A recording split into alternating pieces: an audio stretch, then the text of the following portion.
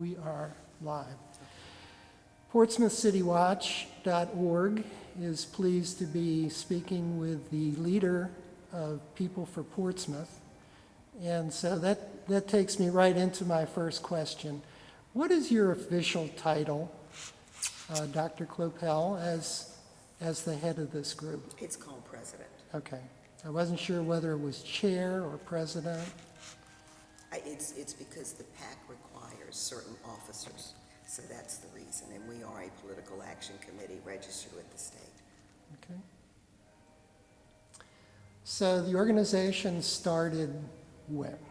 It started with a meeting in April of 2015 after John Rowe and George Wilson were fired. I was very concerned, as were several other people, about what was going to happen to our city. And we met with a group, and the message got out through Facebook and social media. I think there were 50 people there. Those people agreed that indeed we should form a PAC. We got contributions that night. It was an agreement that we needed to do something to bring effective government to Portsmouth, better leadership to Portsmouth. And that was before the other 15 left, department heads left.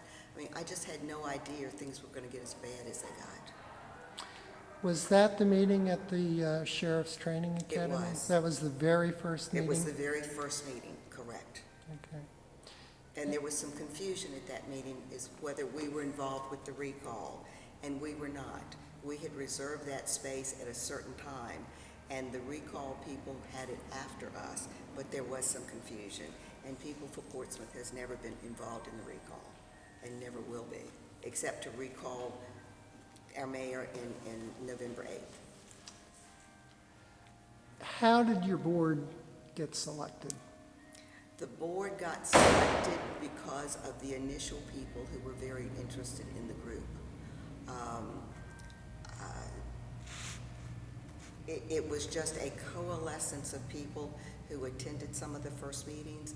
Other people were chosen because of their ability to do certain things, the contacts they had.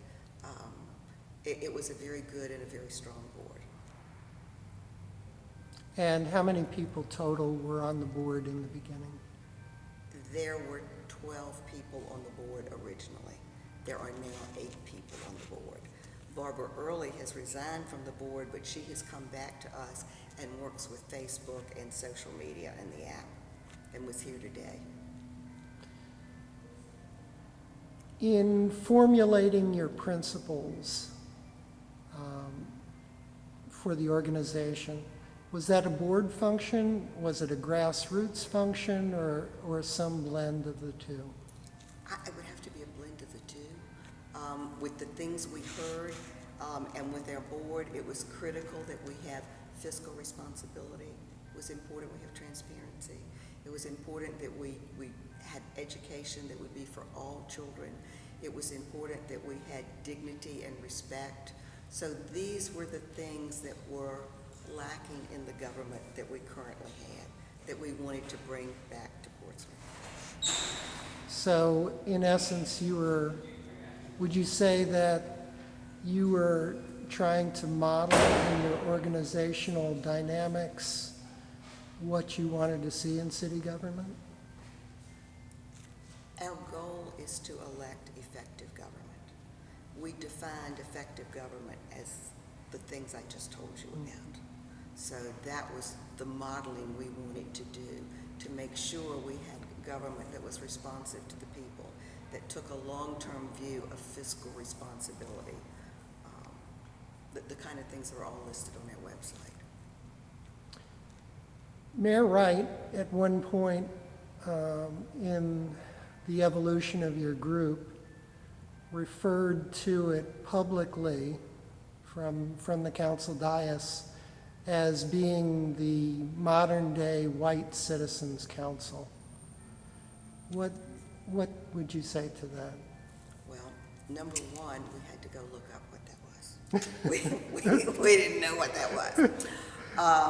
And of course, I think you can see from today that that's not where we are at all. If you look at the future of Portsmouth, it is an integrated city city for young and old, a city that we're going to need all our people to be successful.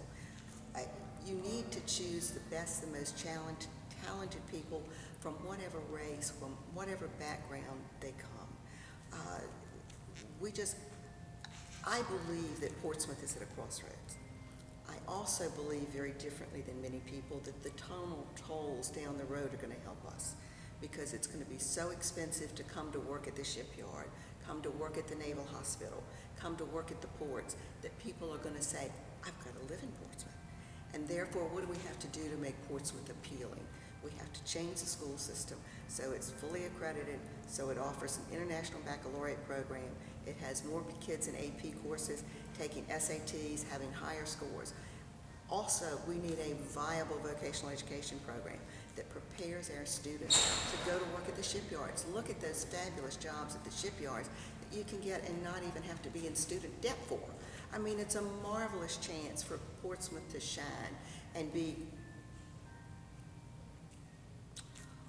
a draw for people who do not live in Portsmouth. But it's got to be, the school board's got to improve the school system, as well as we have to have a council that is cohesive and works together and gets them in the paper because of the good things we do, not the bad things we do. I have attended a number of monthly meetings for People for Portsmouth, and I'm not seeing a lot of racial diversity. Some people outside the group, some of its critics, say, well, that's because there's no interest in making it diverse. But I've heard you say that you are open to all. So why the disconnect, do you think? I wish I knew. We have reached out in so many ways to diversify our organization. We even wrote a letter, I wrote a letter to the president of the Martin Luther King Steering Committee group to please help share with us the various forums. We never heard a word back from them.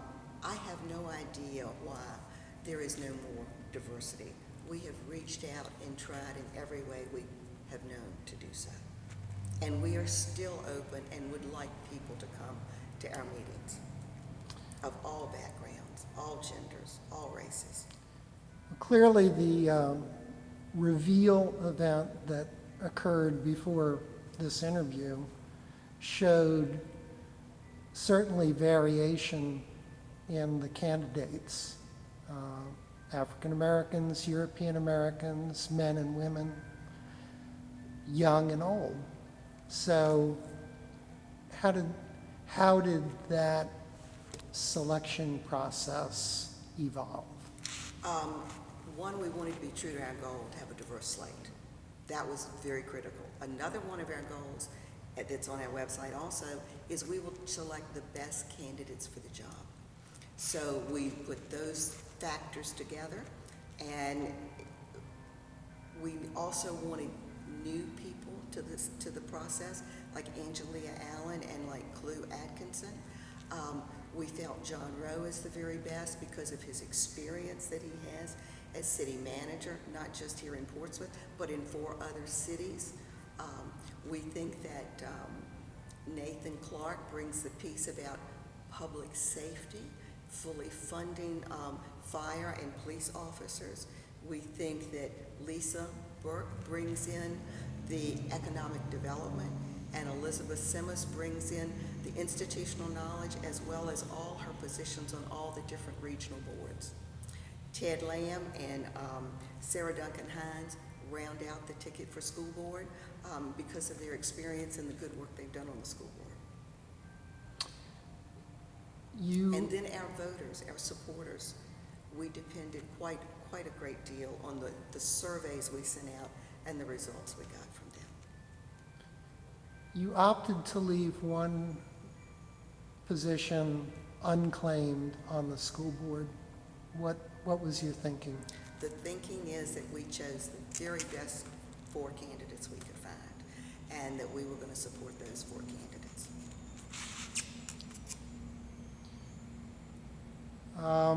So there was a lot of press, there was press about the defection of 4 members from the board. And there wasn't a lot of comment from people for Portsmouth. I would like to know if you want to add something that wasn't in that description. Is there? Oh, what I'd like to add is that groups come and go, makeup come and go. I'm sorry that people left us. They were very good men. They added to our organization. If it's racial, they were all white who left. The 3 black members of our group have remained. So we are very racially balanced now. We are a very strong group. The difference, my presentation to City Council that was attributed for some of this was because the mayor said he didn't believe any of our statistics. I went to council with a FOIA that I presented to council in which it showed the data, not of everyone in high office in the council, as Joanna Summers' article addressed, but the people who had left and the people who replaced them. I think there have been 15 who've been replaced. So I had their gender, I had their salaries, and I had their racial makeup. And that was what I presented to council. A FOIA that we paid over $95 for to get, but it came from the city itself. And I'll be glad to show it to you. Okay. So let's fast forward to November 9th, 2016. We're all going to sleep in. We wake up, look at the newspaper, look at the results of the election. Let's say that a handful of the candidates you've endorsed win. Let's say a council member and maybe a couple of school board members win, but the rest are on the low side of the vote counts. Do you think the organization has the cohesion and the resiliency to come back and continue to work for your goals? That is the goal of our board. Absolutely. We plan to, regardless of the election, come back and the next group of people to endorse, support, are the constitutional officers. And after that, in 2018, it's city council and school board again. At this point, we are all eager to get to November 8th, and then we're going to take a hiatus for a little while, and then we are going to move on to the constitutional officers. But no, we are dedicated to moving Portsmouth into more effective government. Do you see yourselves having a role? You mentioned the constitutional officers next year. How about in the General Assembly election and the gubernatorial, lieutenant governor? Our PAC and our website statements say we are interested in the locally elected officers. And that's where we plan to stay. Okay, let's flip. And let me tell you why we're doing that. Go ahead. Local officers have more to do with everybody's daily life than any other officers. And it's critical that the lives and the economic development of the city and the property of houses and all of those things that affect all of us be uplifted and improved. And that's our goal, local elections. Let me flip the question before the last one. Let's suppose that all of your candidates get elected. Do you think the organization can survive its success? Absolutely. That would be the best of all worlds. Absolutely. Absolutely. That is our hope and our desire. That's why we put together such a group of candidates that can offer so many different things and work so well together in the city. Sometimes volunteer organizations, I'm thinking specifically of civic leagues, come together because of an immediate crisis. Yes. And when the crisis is It past, kind it of relaxes. falls apart. Falls apart. Yeah, so that's why And that's a good question, because that's exactly what happens. That is not our goal or our situation. okay. Is there anything else you would like to say about People for Portsmouth? We are dedicated to better government for Portsmouth, for all its citizens and all its residents, for property values to increase, for more residents to move in, for Portsmouth to just be an economic engine that we are all involved in its success. And please, everyone go out and vote November 8th. It's absolutely critical that we all have a voice in government. If you remember, several people have been recently elected with only 11% of people voting. We want many, many, many people to vote. Please come out. It's our future. This is our crossroads in Portsmouth. If we can't change government now, I don't think we'll ever change government. Thank you very much.